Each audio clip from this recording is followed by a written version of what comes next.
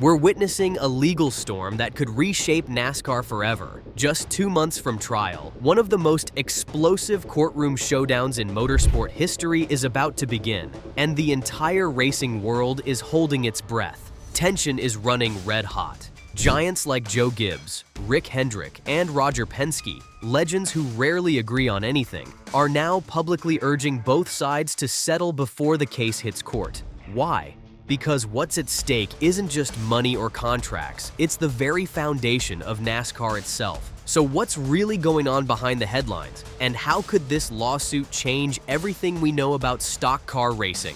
Let's dive in. The NASCAR charter system, once hailed as the savior of team stability, is now at the center of chaos. Before charters existed, smaller teams lived race to race, spending millions just to qualify, with no promise they'd even make the grid. That changed in 2016 when NASCAR introduced 36 charters, giving teams guaranteed race entries, a slice of TV revenue, and the ability to sell or trade their spots. It was meant to create order, structure, and long-term value, a franchise-style model similar to the NFL or NBA. And for a while, it worked. Then came the issues.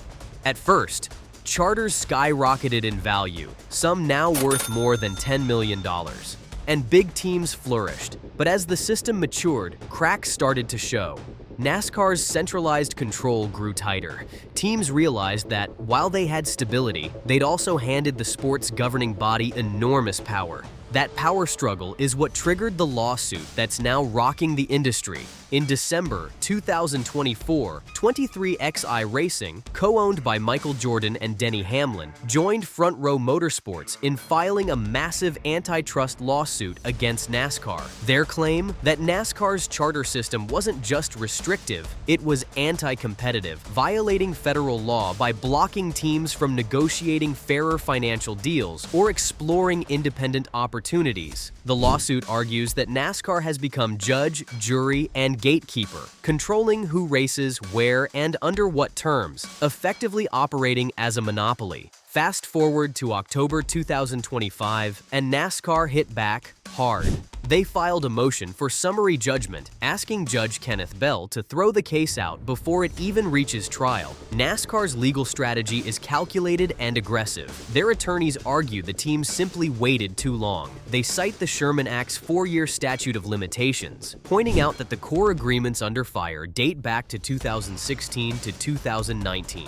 And there's more. Every team that signed the original charter deal had to agree to a release clause, waiving their right to sue over related matters. NASCAR's position? You can't take the benefits of the system for nearly a decade, then suddenly claim it's illegal when it no longer suits you. Their filing also took aim at the vagueness of the team's claims, saying the plaintiffs failed to spell out exactly what conduct violated the law or how much money they're even seeking in damages. And perhaps the sharpest jab came when NASCAR accused 23XI Racing executive Curtis Polk, Michael Jordan's longtime business advisor, of using collusion among teams to pressure NASCAR into rewriting contracts. In a fiery public statement, NASCAR dismissed the entire lawsuit as nothing more than a power grab fueled by greed and bruised egos, claiming it threatened to destroy an institution that thousands of people have spent decades building.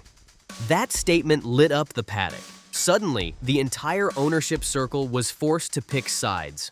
Within days, declarations started flooding in from NASCAR's biggest names, and the message was clear. Most team owners support the charter system and want the fight to end before it tears the sport apart. Roger Penske, a titan in both NASCAR and IndyCar, defended the system passionately. He argued that the next-gen car introduced in 2022 actually helped reduce costs, since teams now run fewer cars and use standardized parts. He also revealed that IndyCar's charter-style structure, one he implemented himself, was born from the same logic: long-term stability for team investments.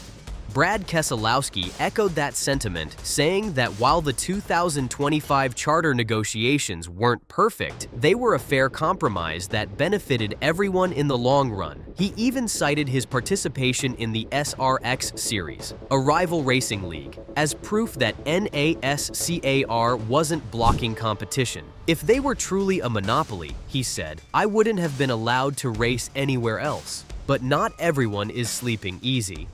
Smaller owners like Gordon Smith of Hayek Motorsports voiced concern about the lawsuit's ripple effects, warning that prolonged legal battles could scare away sponsors and sink grassroots operations. And then there's Rick Hendrick, the winningest team owner in NASCAR history. His warning carried weight. Undoing these agreements, he said, could create chaos across every layer of the sport. From mechanics to engineers, from suppliers to local track staff, thousands of jobs could hang in the balance. Even Joe Gibbs, who finds himself in a uniquely delicate position, his own team has close ties with 23XI, one of the plaintiffs, urged peace. The sport's long-term health, Gibbs wrote in his declaration, must come before any short-term business dispute. At the center of it all sits Judge Kenneth Bell, a man known for caution and compromise. Throughout this saga, he's resisted making snap judgments. In past hearings, he's nudged both sides toward negotiation rather than confrontation, even delaying rulings to allow behind-the-scenes adjustments. Observers believe he'll likely let the case proceed to trial this December, but he'll continue pressing for a settlement. The longer this drags on, the greater the risk of collateral damage to NASCAR's image and its economy. If the teams win, the consequences could be seismic. NASCAR might be forced to divest racetracks, loosen control of race entries, or even allow teams to use the next-gen car in rival series. The plaintiffs are also pushing for permanent charters, giving teams lifetime entry rights and more influence over rulemaking. But NASCAR has its own nuclear option. Officials have hinted that if the lawsuit goes too far, they might dissolve the entire charter system. That possibility has spooked nearly every major team. Without charters, every race would once again be a free-for-all, qualify or go home. Charter values would crash overnight, instantly wiping out millions in investments. That fear has united bitter rivals like Hendrick, Penske, and Childress, competitors on track, but allies in the courtroom.